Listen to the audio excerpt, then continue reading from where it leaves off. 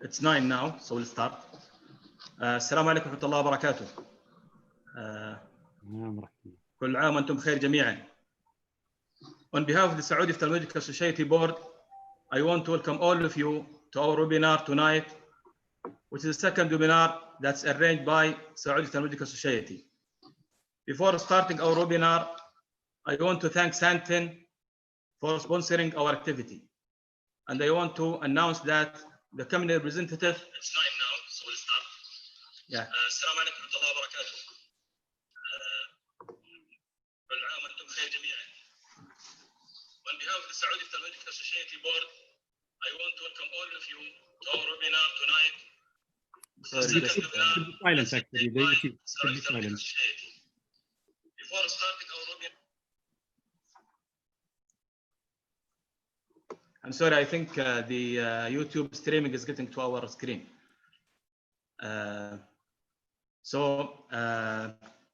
The sponsoring company is Tonton, and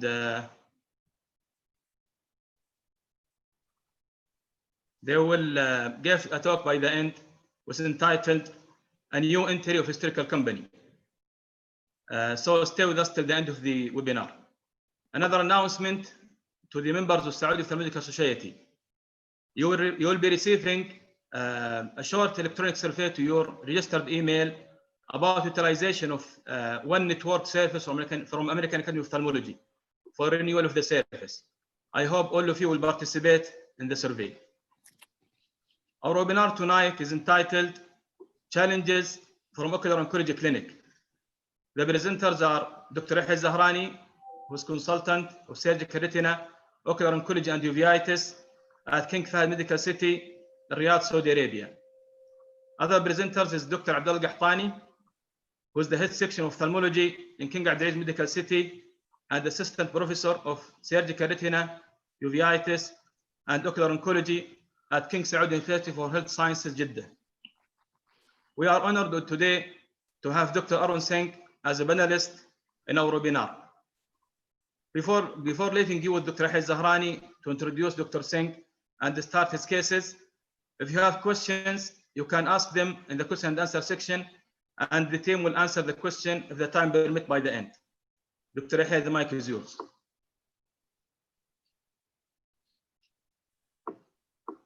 You can start sharing your screen. Thank you, Dr. Mohammed. Share screen, just a second, please.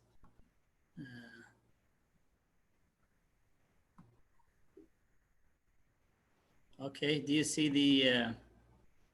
my screen? It's coming up. Yes, good. Yes. Can I just start the Do you see my screen? Yes. Yes. Good. Okay, good. Thank you, Dr. Mohammed Shamrani, for arranging this webinar. We are very delighted to be here today with you and to start a new subspecialty here in Saudi Arabia to talk about the oncology, ocular oncology fields, which is not really common in our area. And I'm very honored and delighted and so pleased to have Professor Arun Singh with us. Professor Arun is the Professor of Ophthalmology, Director of Department of Ophthalmic Oncology at Cool Eye Institute, Cleveland Clinic Foundations, Ohio, United States. He's also Professor of Ophthalmology at Cleveland Clinical Learner College of Medicine. And I'm very delighted and was honored working with Arun Singh. You can see here the picture at his home. He's inviting us all the time with the resident, fellows, nurses, etc. He published more than 400 scientific articles, and he's very active in the research part. He has edited a lot of textbooks, and this is some of them, of these textbooks. I would encourage everyone to have a look on these in this textbook, especially the clinical ophthalmic oncology is a group of books. He's honored a lot of awards. I will say that he's awarded 2001 Let's by carry on with achievement. some cases. Let's go to the cases. It's okay, don't worry. Okay, good. Yeah. So he's awarded by kind. American Academy of Ophthalmology twice, 2001. Okay, he's editor of a lot of journals. Okay, so thank you. Very kind. Without delaying any more, we'll go to the cases. Yes. So I'll share my Sorry. So the first case is 3-year-old boy, medically free. He presented with his parent, of course, with the complaining of photophobia, redness of his right eye. He was partially treated elsewhere and topical steroids and anti-glaucoma medications. Left eye completely normal. Right eye, he has the dark iris pigmented lesions with the 1+ mainly pigmented cells in the anterior chambers. The pressure was normal at that time when he presented to us. And this is how he looks clinically. Unfortunately, the picture was, the child was very uncooperative. But you can see here, I'm not sure if you see my arrow. You can see these darkly pigmented lesions. Do you see my arrows? And then in the other eye, it's the same eye. You can see how it's magnified picture here.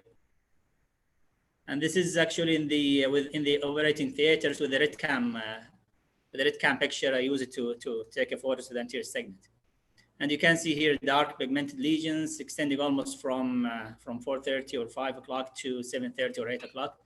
And I'm not sure if it's clear. You can see the angle is a bit of pigment deposit in the angles. I'm not sure if it's clear or close to the angle, the iris roots.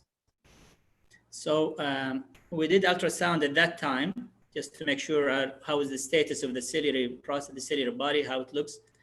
And the B scan result was they said ciliary body was normal. It's not involved, but you can see the lesion here extending almost 5 millimeters by 3 millimeter thickness. When you look at the A scan, when you look at the A scan shows high internal reflectivity. So I would direct the question to Arun, Dr. Singh. Mm-hmm. So if you face like this case, how do you approach this child? So this is obviously a iridociliary mass. It's pigmented and there is some evidence of inflammation, let's say. A pigmented, only two things, okay. You know, is it a benign pigmented tumor or is it a malignant pigmented tumor? Malignant tumors in childhood, particularly Asian child or from Saudi Arabia, is very, very unlikely. This is a rare condition in Saudi Arabia. So I would say that one can equally think of being benign possibility always there. So in our center, we would certainly try to do a diagnostic biopsy of some sort, needle biopsy or otherwise, to determine the true nature of the tumor before proceeding with definitive therapy. Mm-hmm.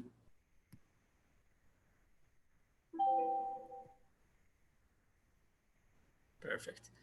Okay, so thank you, Dr. Singh. So the cells in the anterior chamber was mainly pigmented, so probably shedding from this tumor rather than complete inflammations. Anyhow, what I did actually in this case, keep in mind that he's a child, 3 years old, and then you know the yield from the fine needle aspiration biopsy is not always giving the right answer. So from the clinical picture, I was really thinking, as you mentioned, in the benign lesion. It's not common to see malignant lesion at this age, and in our community, it's a normal Saudi patient. So I was thinking about something benign lesion. So I decided to go I will show you the video. I decided to go for excisional biopsy for this tumor. So this is a lesion, how it looks, and you can see how darkly pigmented compared to the iris. This is just to measure the tumors. I went to the anterior chamber and inject viscoelastic material. Then I use intraocular scissor. You can use curved scissor, you can use straight scissor, depends on your surgical incision, exactly where you put your surgical incision. So I start my incision at the pupillar margin. The tumor extending from the pupillar margin till the angle. So I take like 1 millimeter free margin from the tumor, and then I start to cut through the pupil till we reach the angle.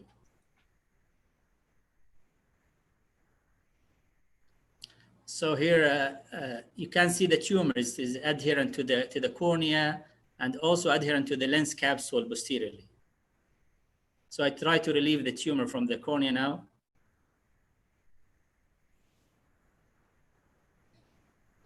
Then I start to create my scleral flap, starting with the conjunctival peritomy, like 4 millimeter, 2 millimeter each side of the mass. And then you start with the superficial scleral flap, like normal.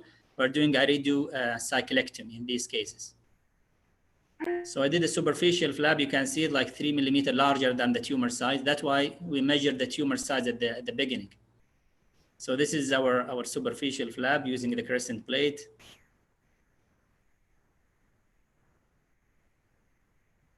Then I did my deep flap, which is almost at the tumor, exactly like tumor size.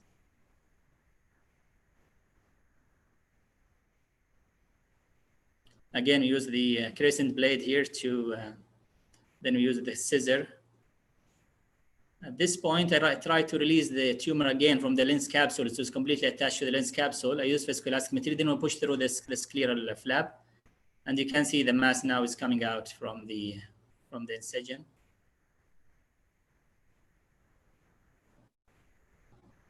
And this is the mass, how it looks, how big the mass. And then we just close the scleral flap. I close all the deep flap and the superficial flap. Keep in mind the tumor was inferior and the rate of leak is quite high in these kids. So I try to put the deep flap back and to suture it to enhance the wall. This is how he looks at the end of the surgery. And this is how he looks 6 months later. And no recurrence, vision is 20/40 at that time.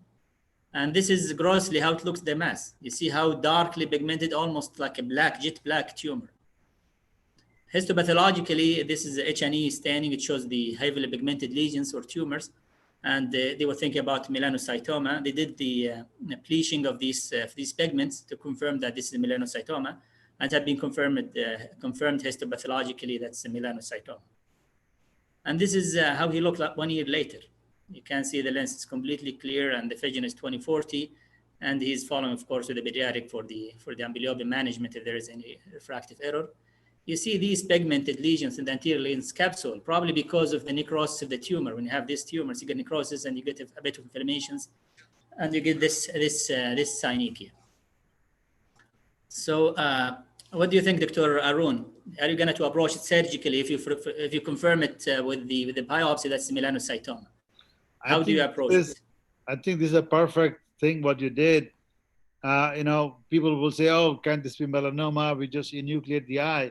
Imagine how terrible that would be to find out later that it actually was not malignant. So I think you did the right approach. And I just want to point out that aerocyclectomy is not an easy procedure. So the technique and your outcome is excellent.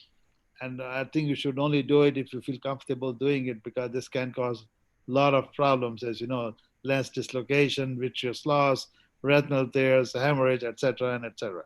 So, I think this is an excellent outcome, beautiful diagnosis, and very good follow-up. So just because you kept benign tumor in your differential, thank you, if you Dr. did not think of it at all, you would go the wrong way.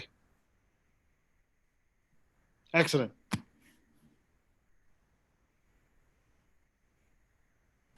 Exactly.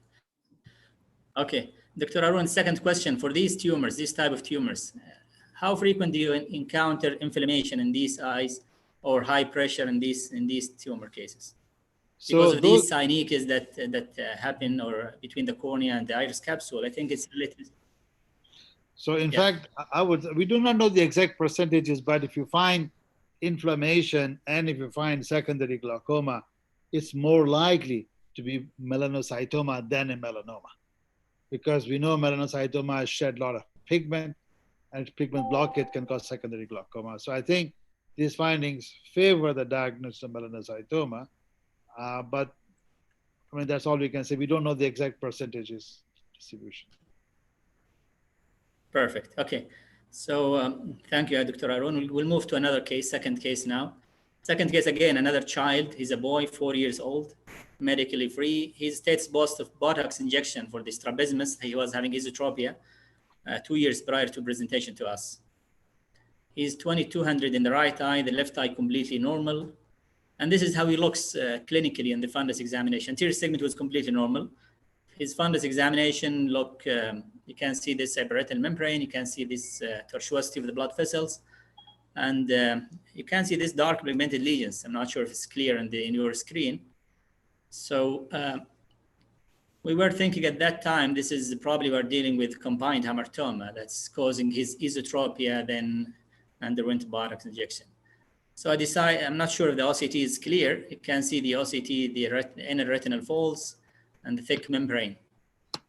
So at this point, I decided to go for surgery, for vitrectomy. Actually, this is the second surgery. He has the first surgery, and then with this is the recurrence, and this is the second procedure.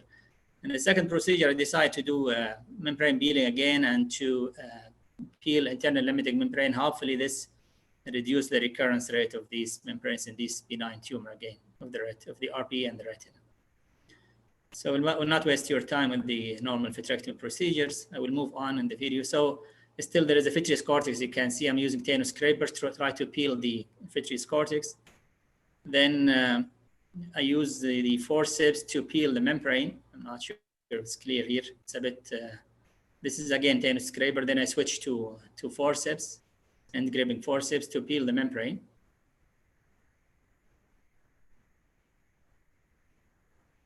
Sorry, this is a bit overexposed. You can see the shining of the light.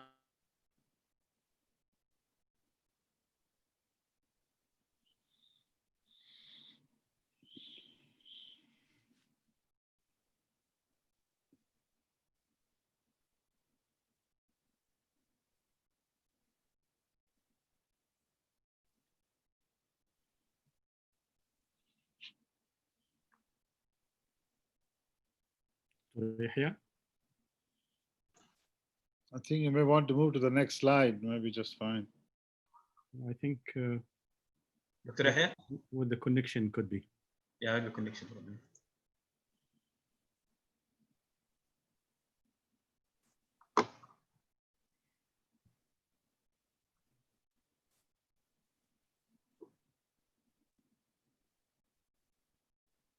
Okay. Dr. Yahya? Yeah. Did you hear me? Hello? Now we hear you. It's okay. You can restart. Is my voice clear? Yes. Yes. Sorry. So we'll go back to this. So I peel the membrane, then I decide to inject the membrane blue. You can see the dye here. And I peel the ILM at this time. Share your screen, Yahya, again. Is it clear? I'm not sure if you see my videos. I think I have to share the screen.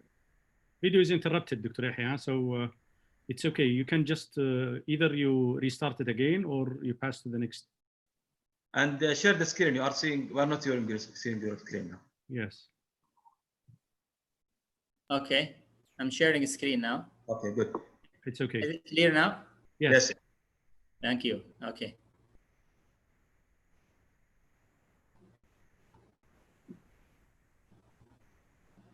Sorry for this this technical issue. Anyhow, you can see the membrane here, the ILM. I peel the ILM membrane, then I close on air actually, in this case. So I didn't use to put any gas.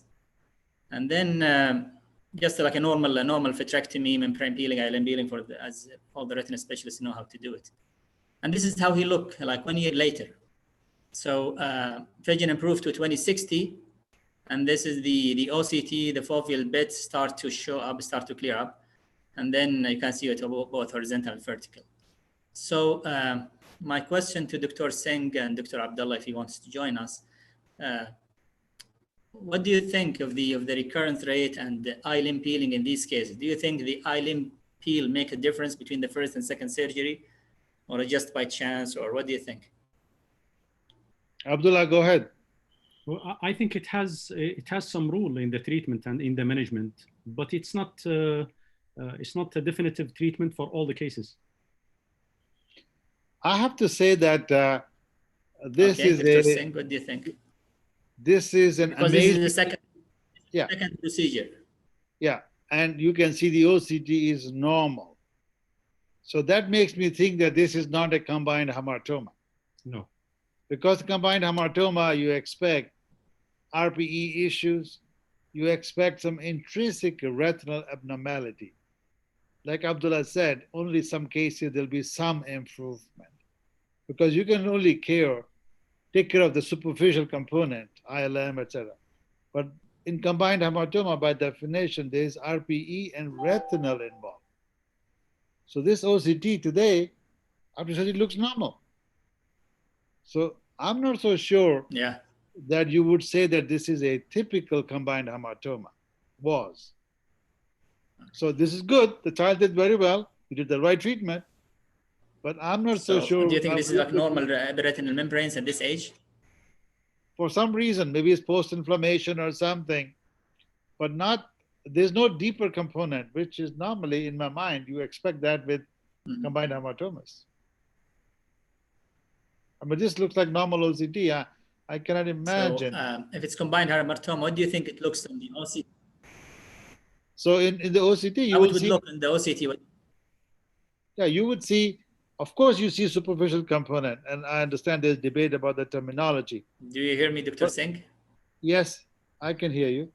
I know there is debate and people are expanding the spectrum of combined hematoma to include these cases which have only dense superficial membrane-like changes. But the true combined hematoma is combined hematoma of the retina and the retinal pigment epithelium. How can your vitrectomy make the retinal pigment epithelium normal again? It's not possible. So this is, I would say, either a very mild variant of combined hematoma or was not a combined hematoma. But nevertheless, the treatment that you did was perfect. The child did better, OCT became normal. I think some sort of optic bit is there. And this is may go more with epiretinal or inflammatory membrane. So by this way, when you peel it, everything gets corrected again back to normal. Yeah. So you're saying similar to what I'm saying, Abdullah. Exactly. Yeah. Okay. But either way, it's a great outcome. Nice for the child. Definitely.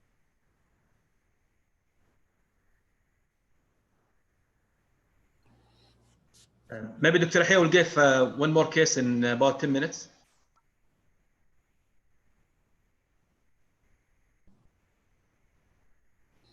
Dr. Yahya?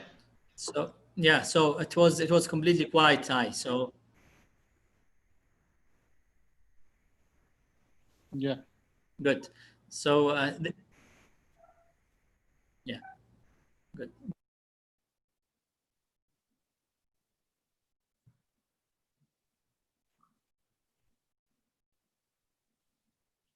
I think you're having some connection. I think connection issue. Yeah. Right. Let's move to Dr. Abdullah. Okay. Shall we start, Muhammad? أيوه. We just. Okay. Yahya, can you stop sharing your screen?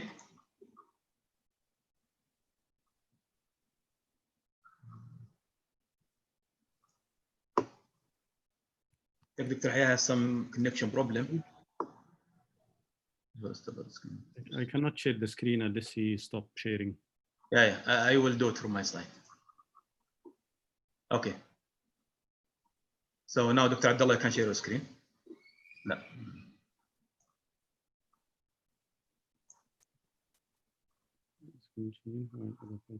He's still sharing actually.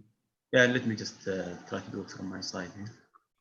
You should share your screen, then stop sharing at the same time. Okay. After. So I'm sharing now my screen. You see it, huh? You share your screen, then stop sharing so I can start. Yeah, my screen is there, isn't it? No, we don't see. I don't see your screen actually. Still the image of Dr. Yahya.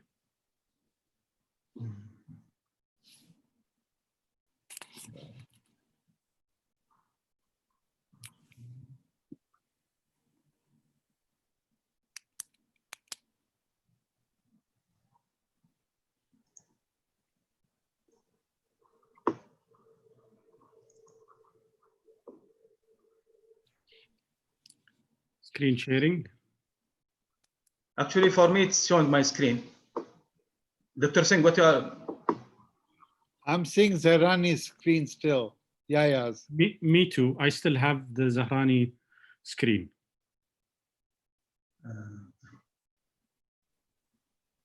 Maybe in this way.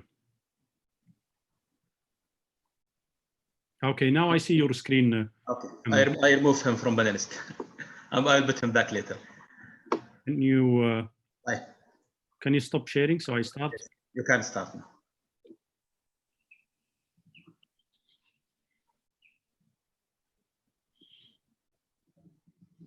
Okay.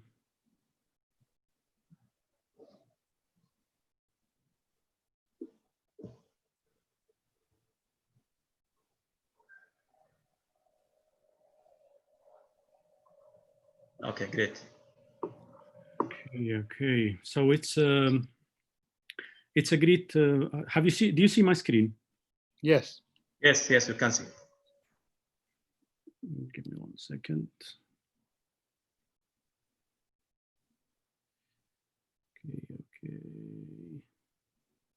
Okay. So you see the screen now, isn't it? Yes. Okay, so it's a great pleasure to be with you guys, and it's a pleasure and honor to have Dr. Aaron with us. He's one of us physically in the last time in the SOS, and now virtually by the webinar. Thank you, Muhammad. Thank you, Dr. Yahya, for the organization. I'm going to talk about fast cases, and we're going to take the opinion of Dr. Aaron at the end. So this is one of the case came to me with the melanoma. It's an obvious melanoma that's externate already. Then I decide to book him. He disappear for a while, then come back with this image. So instead of having an exenteration, which is an easy procedure more or less, now we will have an exenteration which has a more complicated one. Actually, post-op the exenteration, most of the time you need to compress the wound. After you, if you preserve the eyelid, of course, we need to preserve the eyelid to cover the bone of the orbit by the skin. So you need to compress it to decrease the edema. Don't get afraid if you have an edema post-op, because this is a normal inflammatory. With time, patient improve, and within follow-ups, 2 months post-op, he has a very good result and ready for the plastic surgery or the plastic improvement. He has no metastasis, which is very strange in this size of tumor.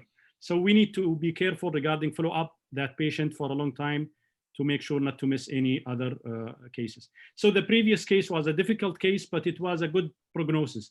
This is, we thought it's a simple exenteration, but this is I think it's an adenocarcinoma of the lacrimal gland in an old lady that came to us. And after we did the surgery, still has an edema, but we was not happy during the surgery. There was an oozing, bleeding, no smell, but there was a bleeding tendency. While the profile of the bleeding tendency was normal, but still oozing through the wound during the surgery was not really very comfortable. So we feel there is a problem. During follow-up, patient still has a oozing and a bleeding. We go back to the internal medicine asking them for to check the bleeding tendency again, and it was normal. We go back because we are a referral hospital, so this case was referred from other city. And when we asked her doctor there, he said she was having an MRSA infection nasally in the nasopharyngeal space. So we thought this is an extension of that infection before the surgery, since she was not completely treated. As you see, necrosis happened. So we decide to shift her for the plastic surgery to do a graft for her, because all the infected skin, necrotizing skin, smelly skin has to be removed away. It was a big surgery. If you see in this area, we use the bacterial mesh. Bacterial mesh is very good in causing stasis and stopping bleeding, but you have to make sure it's okay, so it doesn't cause neither infection, neither inflammation, which may happen in the future. And we have a case of that. So patient was grafted, and after the graft and during follow-up a few months back, it's become healed by fibrosis, and patient gets saved. This is one of the differential diagnoses is a retinoblastoma, but it is not.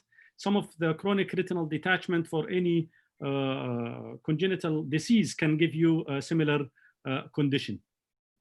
This is an adult patient who came to us after multiple biopsy in which he has an angioma, and we said to him, this is an bizarre presentation, and maybe since you already has been biopsized outside, maybe we can biopsize you again, since this bulging is ready and easy to be cut. So we take it away and we send it to the lab.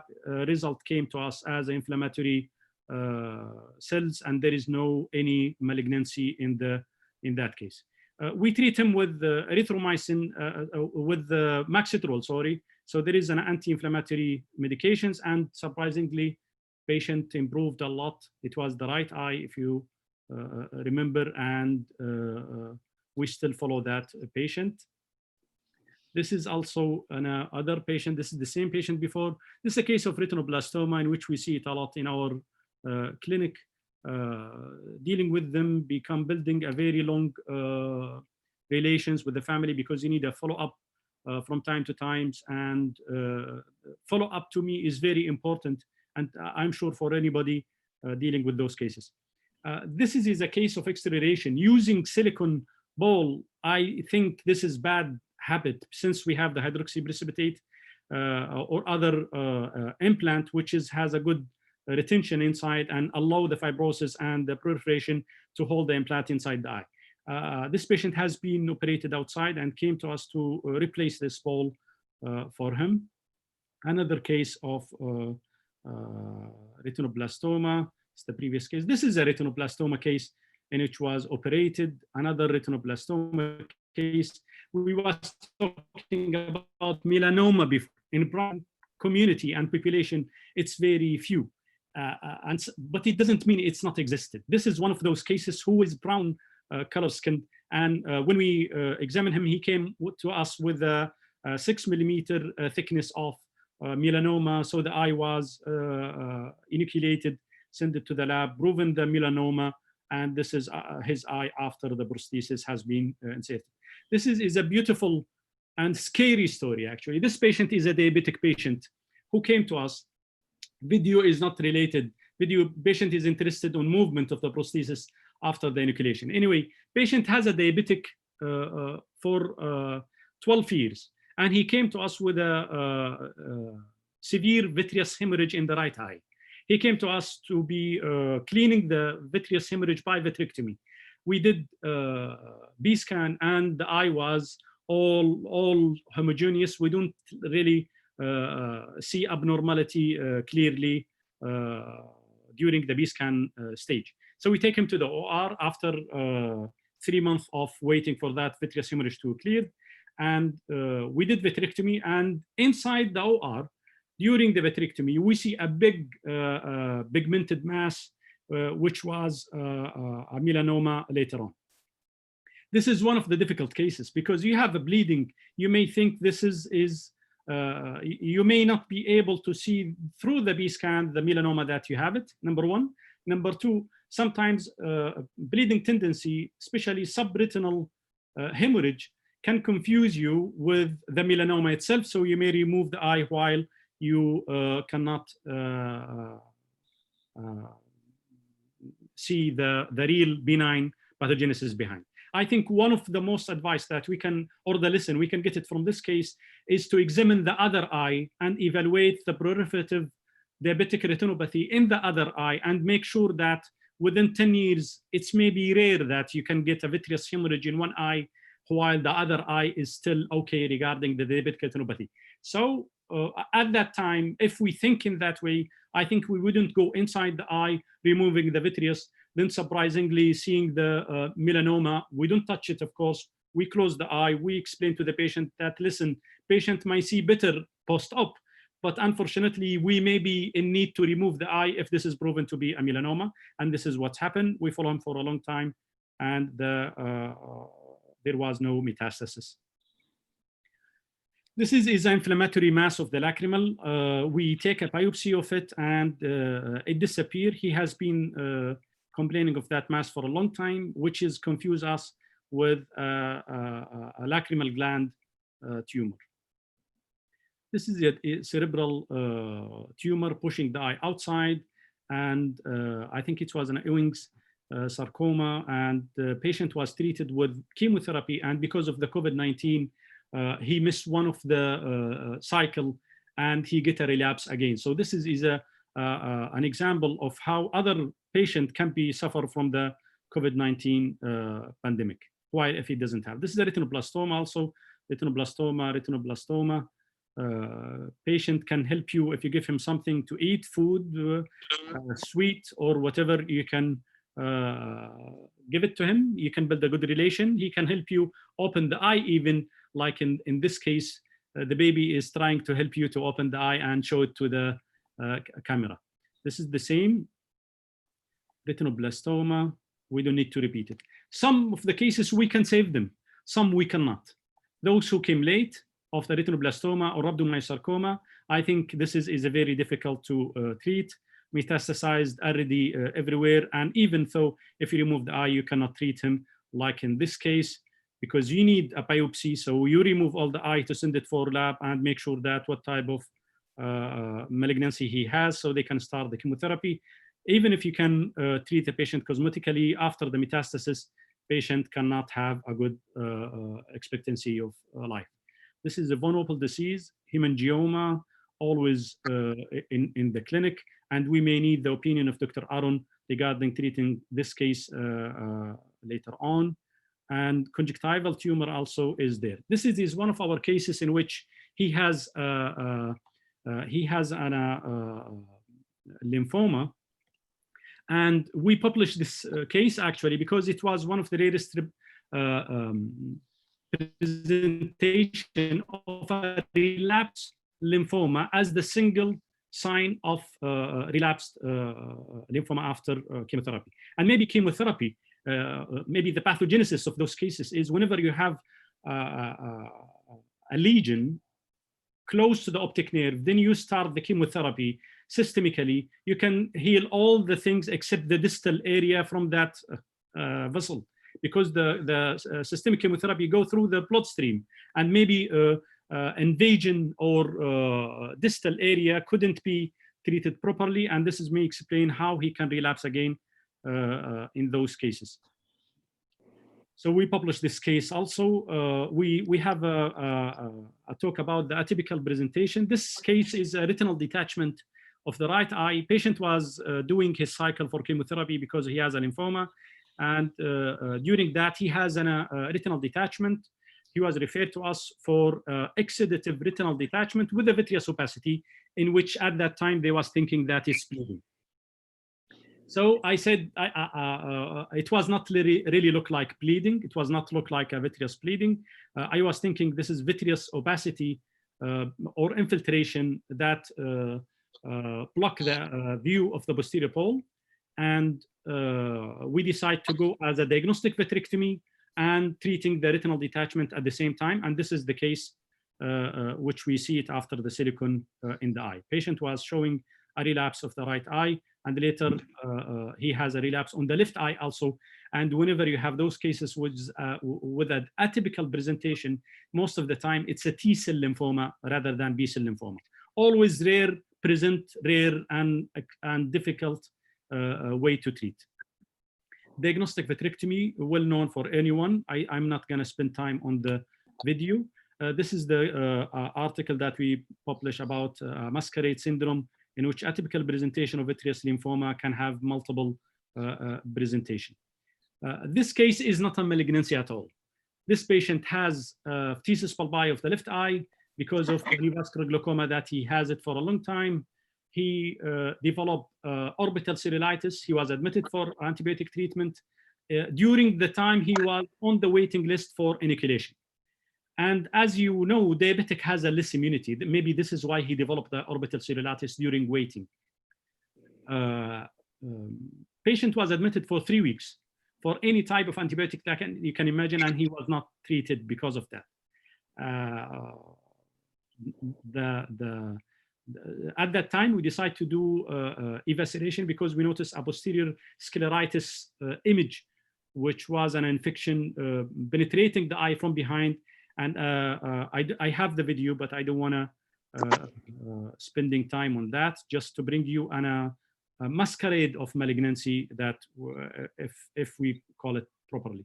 This is also is a lymphoma patient in which he refused to be treated because whenever he get drops, he improved with the steroid, which is a very typical presentation for the lymphoma, but a patient get confused because of that, and he came late with a worse image and even parotid gland infiltration in which he was treated by chemotherapy. Sometimes we have a multiple biopsy. We can have a fine needle biopsy in which in my hand, it has more than 70% false negative results. So I stopped doing a fine needle biopsy, even though I tried to collect a lot of cells by dipping the tip inside the eye many times in trying to detach smalls and sucking whatever I can. But unfortunately, either I have a problem or my lab pathologist has a problem to find those small cells. So I go for gross biopsy in most of the time. And as you may know, for the audience, we have a fine needle biopsy, aqueous paracentesis, CSF for central lymphoma. We can have also a gross biopsy or excisional biopsy, and we can have diagnostic vitrectomy to send it for the lab. We can have also a retinal biopsy, in which this case is one of them. So I decide to do a retinal biopsy for this case because of the thickened lesion that he have it. And I don't think you need to see all the video. Maybe we can show you only this part of it.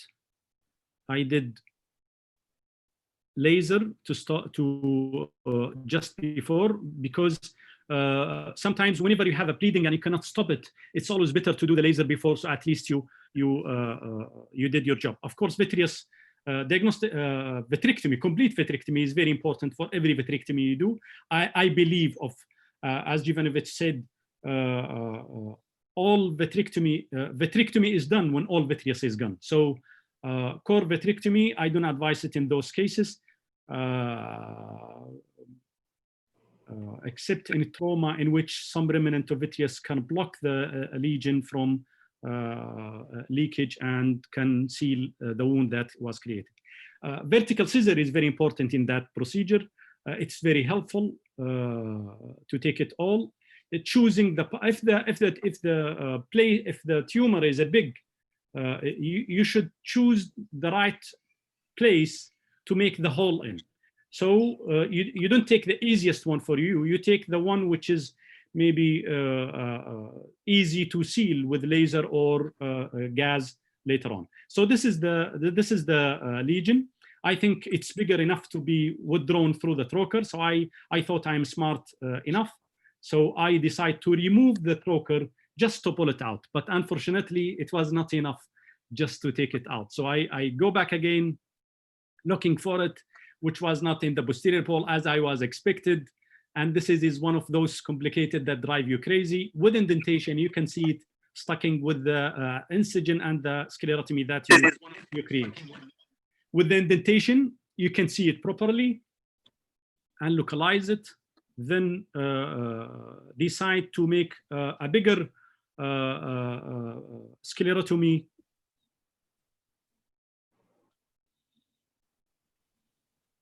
to be able to remove it. So I decide to use 18 gauge, which is bigger than the 20 gauge.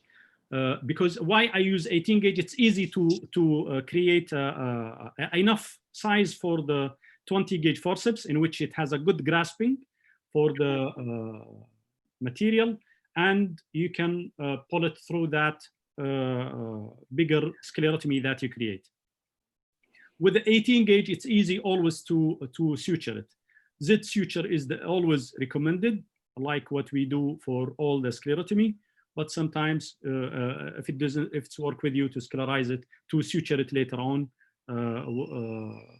this will be enough by anyway. I use gas most of the time, closing the wound and sending the biopsy to the histopathology. Lastly, this is a video of subileum hemorrhage, in which we see it.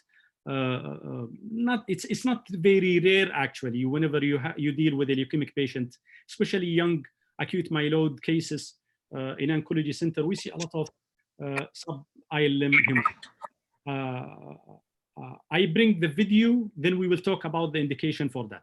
Whenever you have a subileum hemorrhage that is resistant and difficult to be resolved spontaneously, maybe ileum peeling could be a solution.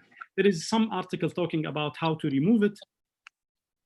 And as I told you, complete vitrectomy, I'm a fan of it. Removing the remnant of the cortex, because those are a young patient. Cortex removal completely is very difficult. So fighting till the end to remove the last remnant of the cortex is very important to have a posterior surface in a good condition, so you have a good prognosis, as this is a very crucial for the prognosis. You can use a diamond scraper just to remove it. Most of the time you will fail to remove it by forceps because this will be cut piece by piece. Maybe you just prepare it by the diamond scraper, then you eat it by a vitrectomy. We will accelerate it a little bit just to show you that subileum hemorrhage is not a hemorrhage under the ileum. Some cases, because of the chronicity of that hemorrhage, you may have pockets in which sometimes you cannot grasp the ileum by the forceps unless you go aggressively to grasp it. And maybe we can show it to you here. I'm trying to grasp the forceps, the ileum, which was not easy to grasp because the fluid under the ileum go away and it's become difficult to grasp. So the best way to open this bucket is to scratch it with the forceps or with a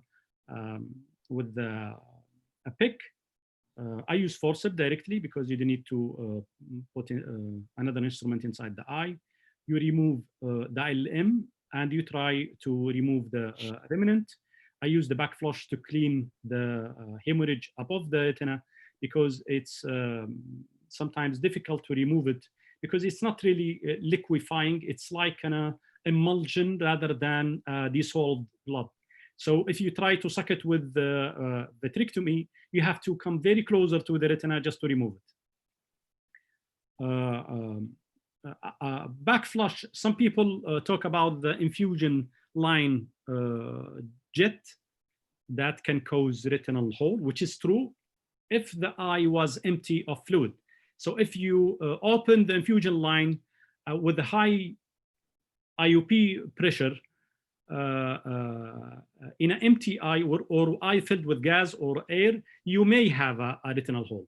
But when the eye is filled with the water or a PSS, using the back flush and flashing all those blood is a safe and is a delicate way to flash it and clean it by vitrectomy from the center of the globe. So I just complete the ileum peeling. We don't need to spend time on that. This is how it was before, and this is after the ileum. Then I present you one case that we removed the ileum, which is a very rarely done in our hospital because I believe most of those cases is a spontaneous resolved. This is one of them. If you can see it, subileum under the ileum of the right eye. This is the right eye, and it's very characteristic to see this lesion under the ileum. This is also the same case, same manifestation in another case with hemorrhage, subileum getting resolved spontaneously. You see the size here is big of the hemorrhage, while the remnant is very small. And if you can see it in the OCT, this is 3 months post the first presentation, and this is 6 months post the first presentation, in which the size under the ileum becomes smaller, documented by OCT, and we publish an article of that suggesting the spontaneous removal and not to rush for ileum peeling in those cases. This is a masquerade of the ileum peeling in myeloid. This is a acute myeloid leukemia patient under chemotherapy, and the patient developed this lesion in the right eye. Also left eye has some hemorrhage, but unfortunately, after a few times, he developed some remnant,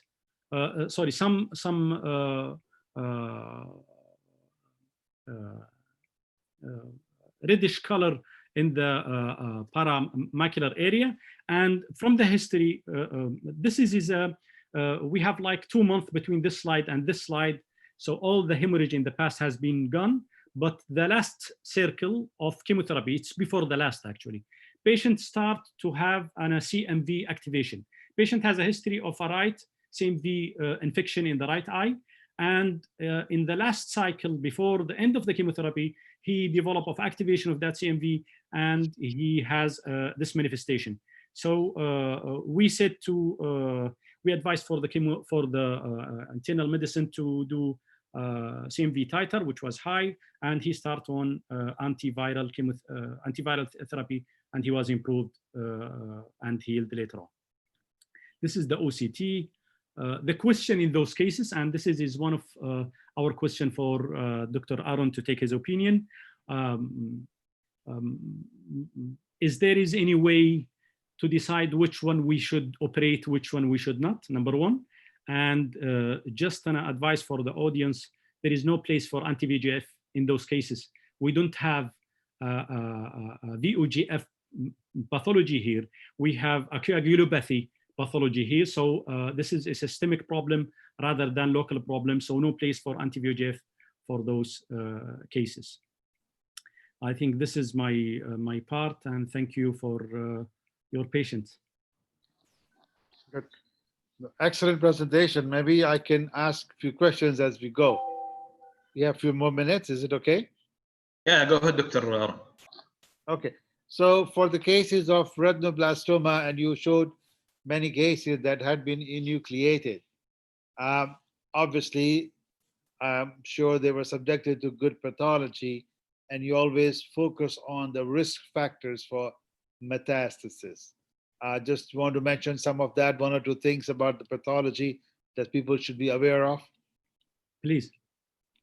So enucleation is not the end of retinoblastoma treatment. In many cases, this is just the beginning. You remove the tumor. Once you have the eyeball, you have to do at least few things with it. Number one, confirm the diagnosis, of course. And number two, you must look for histopathologic risk factors for metastasis. Massive choroidal invasion, retrolaminar optic nerve extension. These two things are very important in the pathology report to make sure there's no extraocular extension, there's no extension into the cut end of the optic nerve. So that if these factors are present, then you have to give additional treatment such as chemotherapy, because that will reduce the risk of metastasis. Exactly. For every case, do you agree? Every case should have assessment for pathology to look for risk factors. True. And in cases that come to enucleation group E or group D eyes, we can say anything about 30%, maybe 40% of cases will have those risk factors. So that's important to pay attention. And the last thing, very briefly, you should obtain the tumor sample for genetic testing. I know we don't have time to discuss it, but every case of retinoblastoma, every case, familial, non-familial, sporadic, unilateral, bilateral, you name it, will benefit in some ways if the genetic status is done. It helps with the counseling to the family, planning the frequency and the intensity of follow-up. You kept saying follow-up is important, but follow-up doing what? EUA, office exam, every 3 months, every 6 months, how often, for how long? All those things, a lot of variables, but are driven by the genetic status of the patient. So very briefly, it's important to do genetic testing. Maybe some other time we'll have a chance to discuss that in detail. And one other important, I think, that you mentioned about a patient with melanoma that mimicked the hemorrhage, and the eye was underwent vitrectomy, and you realized hemorrhage. Therefore, this is not an uncommon scenario. We see many such patients. Sometimes, fortunately, it's not a true melanoma. It's just a suprachoroidal or deep retinal hemorrhage or sub-RPE hemorrhage that looks like a tumor intraoperative, and you stop. And so that's a good story, and that's fine. But like you mentioned, again, it's not always easy to differentiate melanoma within a hemorrhage. But there are one or two things that are clue. If you see a mushroom shape, that's a melanoma. Flat melanoma will almost never bleed. So if you see a tumor that looks like a dome, 3 millimeter, 4 millimeter, it's very, very unlikely to bleed. For hemorrhage to happen in melanoma, it has to break through Bruch's membrane, usually. So if you're seeing a 3 millimeter mass and you say, oh, this mass is causing hemorrhage, it's very, very unlikely. During the ultrasound, and if you have good ultrasonographers, and some of you do have access to such colleagues, you can get some idea about the flow within the tumor that you have. Hemorrhage will have no flow whatsoever. Melanoma will have some flow within it. And lastly, if you do suspect melanoma and you're not able to tell on ultrasound, MRI can help you, because MRI can differentiate hemorrhage from melanin, and they'll be able to do some 3D reconstructions and whatnot to give you an idea. So I think if you suspect the case from the beginning, yes, suspicion should be there. Of course, it's all driven. If you never thought of it, you'll never see it. So suspicion is important. But I know in your population, melanoma is not common, but when it's there, it's a big problem. So you have to always pay attention. You don't have to be surprised and cause more trouble. So those are my two main comments. Excellent presentation. Very nice comment, Dr. Aaron. Just to consolidate what you said, and maybe advice for all of our colleagues around, any case has retinoblastoma, make sure that you have a long optic nerve when you do the enucleation, just to give the globe a chance to be sent completely without missing any remnant inside the orbit later on. And when you send it to the histopathology, it's very important to send it to the histopathology, because they can classify the patient which size of chemotherapy they have to give. We know that every patient with a retinoblastoma, even an intact globe, has to get a prophylactic chemotherapy. He has to get it, because we don't know if there is some cells metastasize anywhere in the body. Yeah, but you can do pathology and stratify and say, is it a low risk for metastasis? Exactly. Or is it a high risk? Like melanoma. Yeah. So if they have high risk features, we would advise adjuvant chemotherapy. If they don't have high risk features, then we will just observe. And there's a data out of Children Oncology Group trial recently published that supports this approach. So you need to do pathology, look specifically for choroidal invasion and optic nerve status. These two things drive the need for additional chemotherapy. Thank you, Abdullah. Thank you, Arun. I am seeing Dr. Hind Al-Qattan raising her hand. She's a consultant of ophthalmic pathology at King Saud University Ophthalmology Department. Dr. Hind.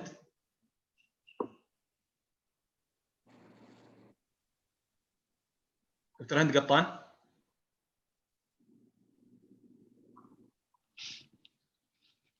So if there is no question, Muhammad, I have a question for Abdullah and Professor Arun Singh.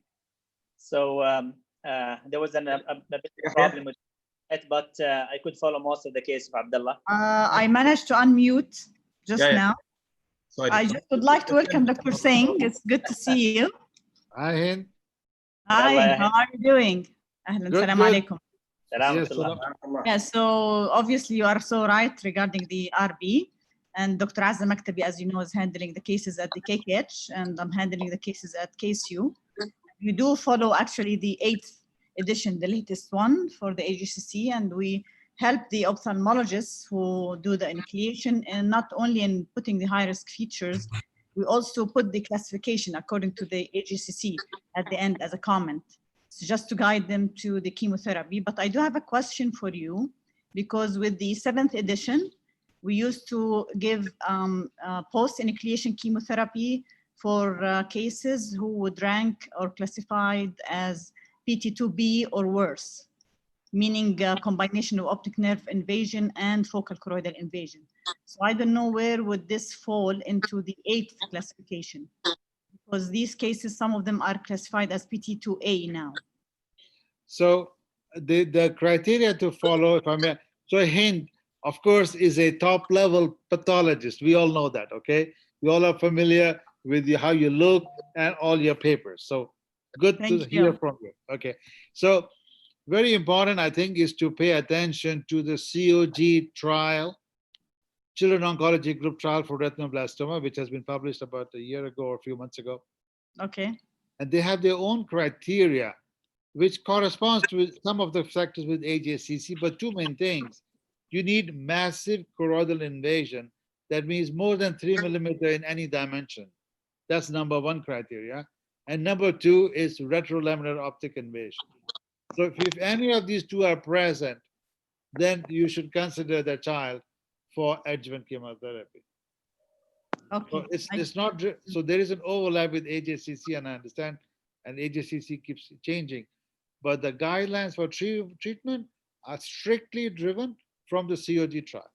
Okay, great. Thank you very much. Thanks. I'll give a chance for the others to ask questions. Thank you. Okay. Thank you. Dr. Ali Asjamrani, you have anything, any question or raising your hand? So, Mohammed, can I have a question here for Dr. Singh, Dr. Abdullah? Thank you, Dr. Singh, Dr. Abdullah, for participation. So, my question regarding the vitreoretinal lymphoma. So, if you have a bilateral case, do you prefer to go for chemotherapy or radiation therapy? What do you think, Dr. Singh? So, of course, you have to find out whether they have CNS disease or not. So, I take it that in your case, CNS is not affected. Lumbar puncture has been done, and MRI has been done, and they do not have any other disease. And the lymphoma is a large B-cell lymphoma and is confined to both vitreoretinal compartments. So we have to understand the pathology and the compartmental extension of the disease. These two. Having said that, I would say that you have two options now. You can give radiation therapy, or you can give local chemotherapy. Systemic chemotherapy has no advantage to any of those two. So you can do bilateral intravitreal methotrexate injections, or you can do bilateral radiation about 40 to 44 gray. You can choose based upon how far the patient lives, how easy it is for them to come, etc., etc. But the role of intravenous high-dose methotrexate in a case like this is no superior than just a local therapy with all the data that we know of. Good. The second question regarding the retinal capillary hemangioma. So when you have cases with exudative detachments, do you have any experience with anti-VEGF in these cases? So all the data indicates that the anti-VEGF therapy is not effective. However, it can help you with the exudation temporarily, but it will not change the size and the leaking so much of the hemangioma. So you can combine it with PDT, you can combine it with laser, you can combine it with other things. Right. And we know it has some benefit on the leakage, but not on the hemangioma itself, no. Do you think the steroid going to work in these cases for exudative detachment before you go and do a laser? So if they have exudative detachment that you're not able to do a laser or cryo, so do you think steroid will work, intravitreal injections? No, I know in Coats disease people have tried, but not in capillary hemangioma. It's a different beast. No. Okay, good. Actually, if you allow me, Dr. Yahya. Yeah, go ahead. It just fast comment on what you was proposing the discussion. I have my own algorithm for, do you see that? Do you see the screen? Yeah. So I have my own algorithm for vitreoretinal lymphoma, in which you do MRI. If there is a positive in the MRI, it's mean neuro-ophthalmology should be consulted, and intrathecal or spinal tap should be done, and systemic chemotherapy with intrathecal chemotherapy could be proposed. If the brain has no lesion, so CSF is always easier technique rather than the aqueous paracentesis and the diagnostic vitrectomy. So it's easy procedure to perform. And if the CSF was positive, it's mean you can treat the patient building on that. Otherwise, you do vitrectomy. And if the vitrectomy was negative, differential diagnosis should be revised. As you may know, more than 80% the sensitivity of the diagnostic vitrectomy. In some countries, building on the age, they treat whether local intravitreal methotrexate or chemotherapy for the lymphoma. Lymphoma is one of the diseases that is very sensitive to chemotherapy. Actually, we can cure lymphoma by chemotherapy. So it's not a bad disease. And if the patient is, I'm telling you what some European countries do. If the patient is young, they treat him with systemic chemotherapy because the side effect could be bearable. If the patient is old, at that time, we may consider the intravitreal chemotherapy. We have one of the studies that show patient has a similar result, but unfortunately, the relapse for the intravitreal methotrexate is higher than systemic chemotherapy, number one. Number two is whenever you treat the patient with systemic chemotherapy, the drop of the interleukin is very fast and steady regarding comparing of those cases. I think this is the first one. Last things, some people propose radiotherapy for hemangioma or Coats disease. I haven't tried it personally, but I keep it on the proposal for the patient if you want to go for another center to be treated for those cases. Thank you. We have Dr. Azza Maktabi. She's raising her hand. Okay. Dr. Azza. Assalamu alaikum. Good evening, everyone. Hi, Dr. Arun. Hi, Azza. How are you? It's a pleasure to see you. My pleasure too. Thank you. Back to the retinoblastoma, please. You talk about the COG study, and we follow that COG study and the AGCC, as Dr. Tonton mentioned. You speak about massive choroidal and retrolaminar, but the COG study also they recommend to treat the focal, the combination of focal and any optic nerve invasion. So do you follow this? This is my first question. Yeah. So if I recollect correctly, when they published the results of the study, so those are all inclusion criteria. Any choroidal invasion, any optic nerve invasion. This combination was the third criteria for inclusion in the study. When the results were published, they did not find any benefit in the third group, any combination of choroidals. That's why I was mentioning only the two. So the benefit of chemotherapy is limited only to two subgroups. The third one was treated, but they didn't find any difference. Okay, great. Because I've met Patricia recently, and I talked to Dr. Leahy in Philadelphia as well, and I know that they now step back treating those cases, the focal and combined. So, but if you can share with me, please, any publication on this regards, because we want to have me and Dr. Tonton and the treating physician something to refer to it, please. Yeah. So I can, when I hang up today, I will send by an email to Yaya. I'll send the PDF of the article, and you can all share that. Okay, sure. Please. The second question, if you allow me, the panelists, I can go ahead. Go ahead, Azza. Go ahead. Thank you. They also recommend in the new AGCC, the eighth is to the focal choroidal invasion now is defined to the choroidal invasion to be treated by histo is if there's a full thickness choroidal involvement, regardless of the measurements. Is it more than 3 millimeter or less than 3 millimeter? They mentioned the full thickness, and sometimes we have less than 2 millimeter, but the full thickness of the choroid is involved. So what is your recommendation? So I will follow only the COG outcomes, because that's the only one where it has shown to be of benefit. Okay. AGCC classifications, etc., might be useful in predicting the risk for metastasis, but we don't know what happens if you were to treat those cases. Will they be better or will they not be any better? Because ultimately, We want to identify the cases that we want to treat. And that's coming from the COG trial. And I will send you that PDF. Great. Thank you very much. I appreciate it. Okay. So, Mohammed, what were about the time? Thank you all for your participation. Thank you, Dr. Yahya. Thank you, Dr. Abdullah. And special thanks to Dr. Aaron for participating with us, and we hope to see him in the coming days also in other presentations. Thank you. Very kind.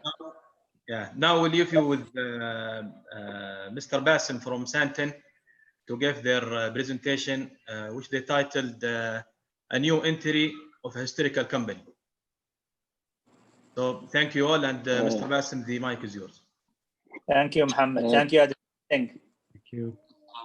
Thank you all, Dr. Abba, for this lecture. It was really interesting.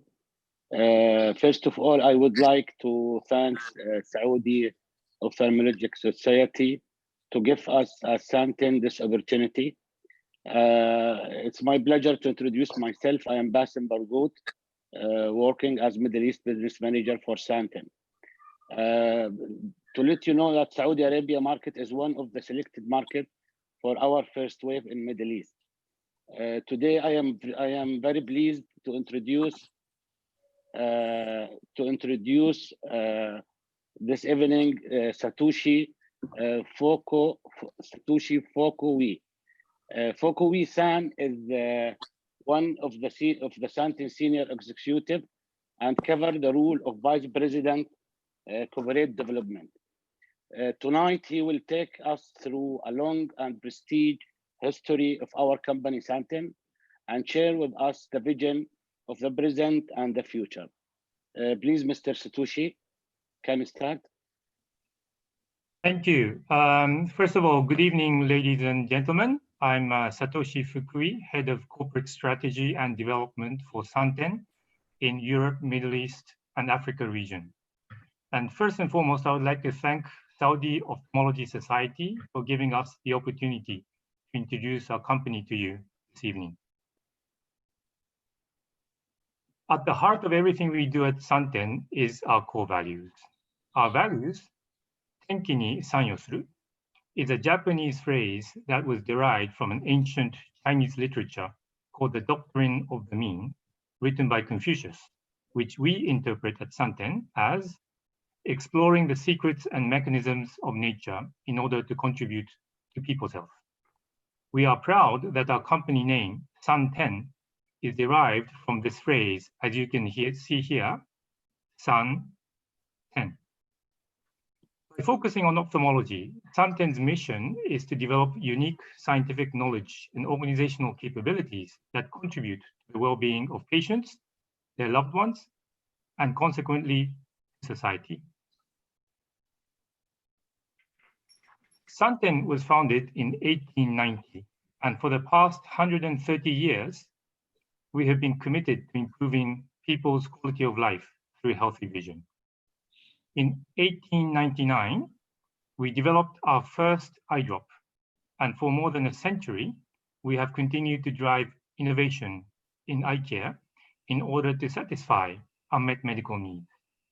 Just looking at the past 10 years, we have introduced the first preservative-free prostaglandin through our Tafloprost product, a safe and efficient procedure for glaucoma surgery through our PreservaFlow microshunt product, and addressing orphan and pediatric care through Vericazia. Santen is one of the few global companies that are fully dedicated to ophthalmology. Healthy vision is vital to maintaining quality of life, yet estimated 217 million people suffer from low vision and 36 million blind. 1 in every 30 people in the world are impacted with vision impairment. So while 84% of eye disease is considered chronic, 81% is actually preventable through early detection and treatment. We are here to contribute to the elimination of preventable blindness and protecting the world's vision.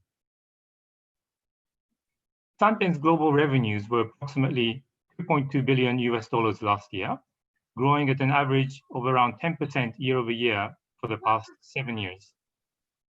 We have a particularly strong presence in Asia, where we are the market leader in prescription ophthalmic market in Japan and Korea, and number 2 in China. We employ over 4,000 employees globally, of which more than half are situated outside of Japan. Our products are sold in over 17 countries worldwide, over 50 of which are in the Amia region. Tonton is an R&D driven company, and we invest 11% of global revenues on research and development. We have 3 R&D centers and 5 manufacturing sites across the world. And we also collaborate with numerous companies and academic or research institutions around the world to bring best solutions to our customers. Now, looking more closely at our activities in the Amia region. Our main focus for the past years has been on developing a pan-European presence.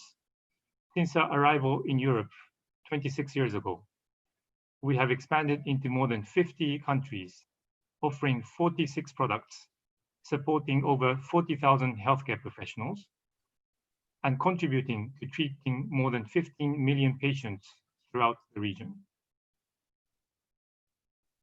In Amia, we are the leaders in glaucoma and dry eye treatments, offering innovative first-in-class treatments. For example, we were the first providers of preservative-free prostaglandin globally, the first provider in preservative-free multi-dose glaucoma eye drops in Europe, and first approved cyclosporin in Europe, and most importantly, the first approved VKC treatment in Europe. As you know well, VKC is a major cause of hospital referrals among children here in the Middle East, and we are proud to be bringing innovative new solutions to orphan and pediatric indications such as VKC, so that thousands of children in the region can break free from VKC and live a healthy life. Children is the future of our society, and it is indeed a privilege to be able to work together with you to bring hope for many children struggling from VKC. Finally, we are also at the forefront of digital innovation. Most recently, we partnered with ITU and WHO to support their Be Healthy, Be Mobile initiative to raise awareness of the prevention and management of eye disease using various information and communication technology.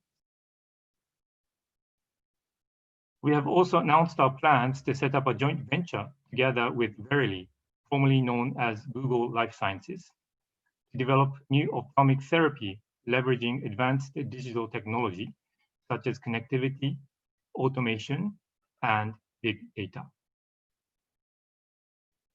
So that concludes my presentation of Tonton. I hope you have found it informative.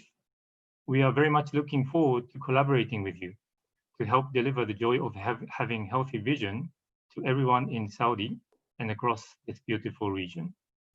Thank you very much. Okay. Thank you, Mr. Tushi. Thank you very much. And thank you to all of our participants, our panelists, our speakers. It was very nice presentation and cases. And we hope to see you next week, inshallah. And next Wednesday, we will have other webinar. It's about anterior segment fellows with experts, case-based discussion. It will be next Wednesday at 9 p.m. See you all at that time, inshallah. Thank you, Dr. Aaron. Thank you. Thank you all. See you next week, inshallah. Thank you all. Thank you very much, Dr. Yahya. Dr. Aaron, it was a pleasure to see you. Tonton, thank you very much. نشوفكم على خير إن شاء الله. Thank you. Have a good luck. Thank you. Thank you. Have a Eid for all. Thank you. Have a nice evening. Bye-bye.